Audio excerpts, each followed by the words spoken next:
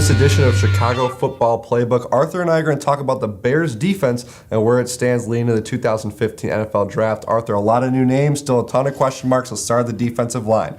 Last time we were on this whiteboard, we had no idea who to plug in the 3-4 defensive end spots. Right now, we at least have a start with Jarvis Jenkins, Ray McDonald. I went ahead and slotted Jeremiah Ratliff as the nose tackle for now. Yeah, two new free agent starters. I think Ryan Pace did a really nice job addressing one of their many needs so that they have more flexibility in the draft. We've said that a lot. Ray McDonald, obviously, every bit of the controversy that he brings to the table, he also brings a ton of experience in Vic Fangio's defense. Jarvis Jenkins, they believe, is an ascending player that, with the right coaching, can really break out in this defense. And we'll see if last year's draft picks, Will Sutton and Ego Ferguson, can find a way onto this depth chart and see where Vic Fangio uses them. Let's back up to the next level. The defense, inside linebacker, also appeared to be a big need heading into the offseason. They addressed it with Mason Foster, somebody who was a great player as a rookie, didn't really work in Lovie Smith's defense, and John Bostic, who maybe the 3-4 defense is exactly what Bostic needs to highlight his talents, but this is still a position that could use some depth. I think it's fascinating. Phil Emery's worst draft pick is also going to be in the mix here, Shane McClellan. There's no debating it. We'll see if it pans out, but it's his last shot.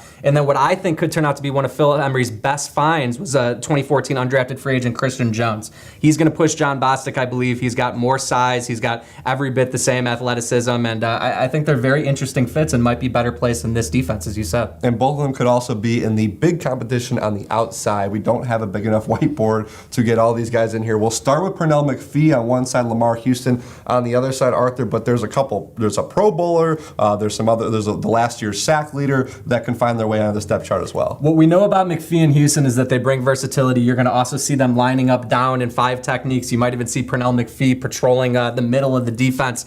Major versatility, exactly what Vic Fangio is looking for. Jared Allen and Willie Young, not so much. It's going to be a tough transition for both of them. Jared Allen, obviously, is a future Hall of Famer. The pass production is there, the pass rush production. Willie Young's coming off a serious injury. You worry a little bit about how that transition is going to go. And then a couple unproven guys also in the mix, in Cornelius Washington and David Bass, both intriguing, both terrific athletes. And this is another instance where this might be the right defense for them after kind of being lost on the bottom of the roster over the past 2 years. And one other linebacker, Ryan Pace, brought in Sam Acho, who has experience as a 3-4 outside linebacker from Arizona. We head back to safety. Ryan Mundy, Antrell Roll, you can pencil them in for now as your starters. Brock Vereen, your number 3. Arthur, do you think Ryan Mundy's going to face some competition to start? I think he has to. I think we didn't see enough last year to just kind of, anoint him to being a starter once again. But I do believe the new regime is probably banking on him being in a more suitable role closer to the line of scrimmage. If Antrell Roll still has the speed and range at age 32 to patrol center field a little bit,